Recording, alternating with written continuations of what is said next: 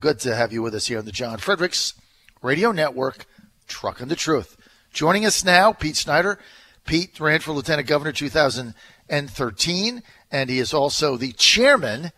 The chairman, that means like head honcho, bigwig, top of the heap, the chairman of the Ed Gillespie for Governor campaign. Pete was at the debate last night. Pete, good to have you with us.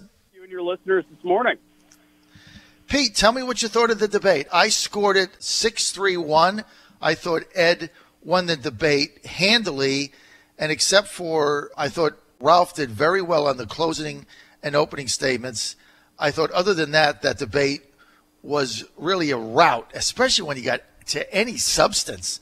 In fact, Pete, I was shocked that Ralph Northam has been in the Senate for, 3 terms, lieutenant governor, and every time we got to a policy or substantive question, Ed crushed him. How did Pete Snyder see it? Johnny, I wholeheartedly agree. I mean, it was a several touchdown rout last night. It was unbelievable. And, I got to give great credit to our candidate, Ed Gillespie. He is polished. He is prepared. He's done his homework. He's pumped out, 17 different policy proposals during the course of his campaign. So Ralph Northam's, I think, maybe 0. I mean, he said he at his advertising that he has a tax plan that just doesn't exist.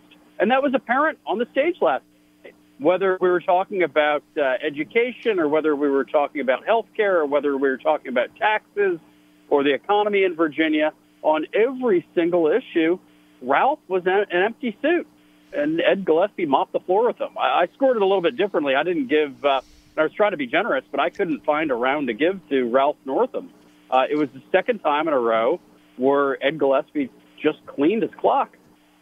I think the one round on race, Northam was a little better. I mean, that was not really a substantive issue. I think that's when Ed fumbled around and said he wanted to do a statue of Doug Wilder, Governor Wilder, I guess.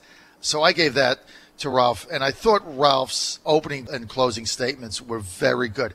I mean, the guy's a compelling candidate because he's got the Southern drawl going. He served in the Army as a doctor. He's a baby doctor. He's got that bedside manner. And I thought where Ed was a little more clinical, I thought Ralph, in his opening and closing statements, really connected. So I gave him those 3. But when you got to any policy discussion, I mean, when you took, and some of them were ridiculous, like when they talked about education. I mean, Gillespie on stage was like a walking, talking educational policy wonk. I mean, he had all these plans. He nailed everything, where the jobs are, how to get the people trained, where we'll put the money. And they got to Ralph, and he said something about, well, we got to put more money into pre-K. I mean, that was embarrassing. They got to the tax plan. He doesn't have a tax plan. Ralph doesn't have a tax plan. And I thought one of the best exchanges was when Northam went to the old, well, it's a tax cut for the rich. And Ed said, well, everybody in Virginia pays 5.5% income tax over $17,000. So you're telling me that if you make $18,000 now in Virginia, you're rich? I thought that nailed it. And then he also said Ralph didn't have a tax plan, which he doesn't. Go to his website. Then when they got to sanctuary cities, he crushed him on that. And then, like, Northam wouldn't answer the pipeline question, wouldn't answer the statue question, wouldn't answer the sanctuary cities question. Ed's answering the questions and nailing it, and the lieutenant governor, like, he doesn't answer them, and it's like he's trying to appease everybody. I thought he got crushed. John, I couldn't agree with you more. It's just amazing to me. One, it's not amazing to me that Ed Gillespie did a terrific job. I mean, he is prepared. He is working harder than anyone else who's running for office right now. He is prepared to be our next governor. And as he said several times over, not only does he have the right policy plans, he has a sense of urgency. I mean, Virginia's slipping out there. We're not the Commonwealth that we were a decade ago or 2 decades ago. North Carolina's out there hustling. Georgia's out there hustling. We got to get our act together. And so Ed Gillespie has a sense of urgency that we desperately need to make our Commonwealth better. Ralph Northam doesn't. And I just, he is a heck of a nice guy, really a terrific guy, but there's no plan. And I just don't understand how you could be in public office for 10 years. Really, for the past 4 years, he's known that he's running for governor. Terry McAuliffe engineered the whole thing to have Herring step aside. And still, Ralph Northam can't have a tax plan. He hasn't prepared anything. So he's just, I think really wildly unqualified for this job. Nice bio, but hasn't done his homework, hasn't proven to the voters of Virginia that he wants the job for anything more than a promotion. I tell you what, I agree with that 100%. And somehow the Northam, obviously you're the Gillespie chairman, all right? So that's, you have your own take there. But for everybody else, I just try to rate these things straight up. And I was really shocked last night at Northam's inability to articulate any sort of plan for Virginia.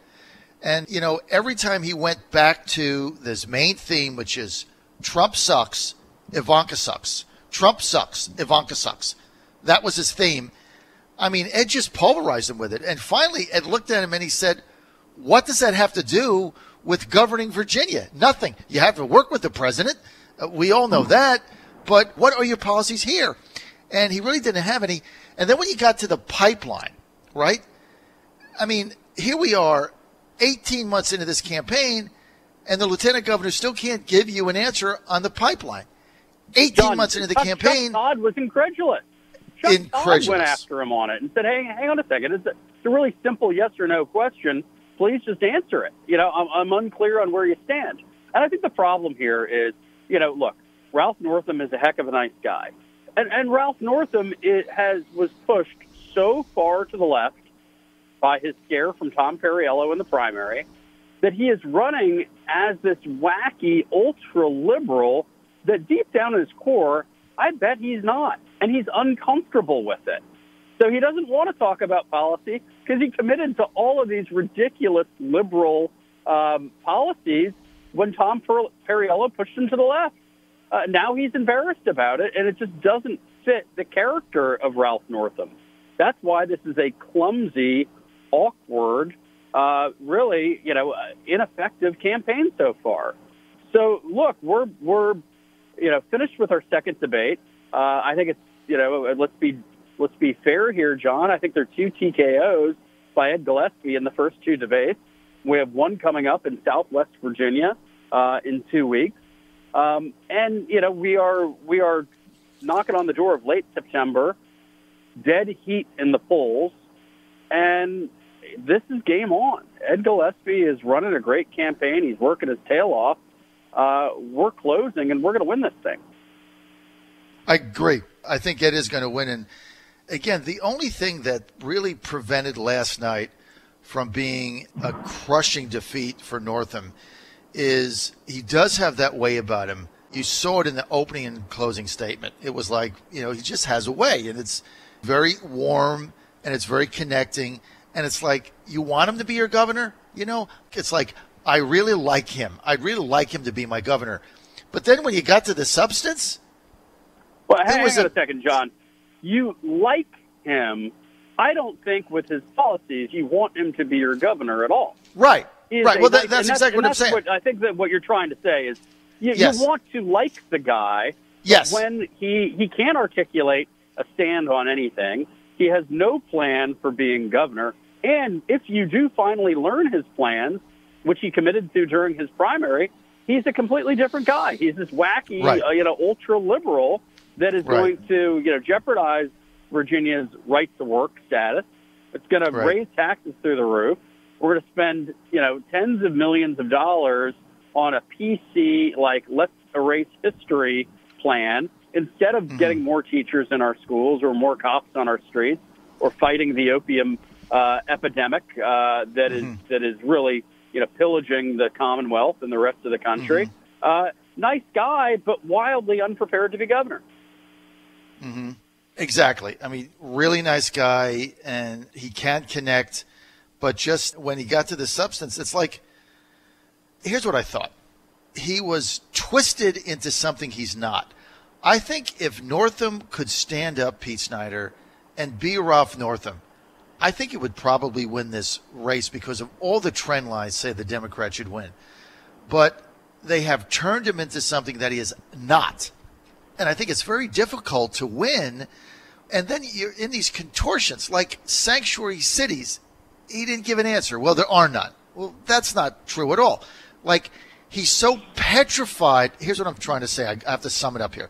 He was so petrified to offend or alienate anybody in his most far left-wing progressive base, in the fear that they would turn on him or not turn out, that he's got to placate them. And in so doing, he can't give a straight answer. You saw it with sanctuary cities, where he didn't give an answer.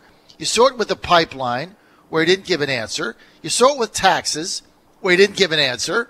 Okay, he would really like to have a tax cut, but the far left of his party won't allow him. So he couldn't do that. He changed his position on statues because he's got to react to them. That doesn't make any sense. He didn't articulate that well. The guy went 0 for 6. And John, when you're trying, John, am I making sense? Two quick reactions to what you're saying. Yeah, because I hear you loud and clear.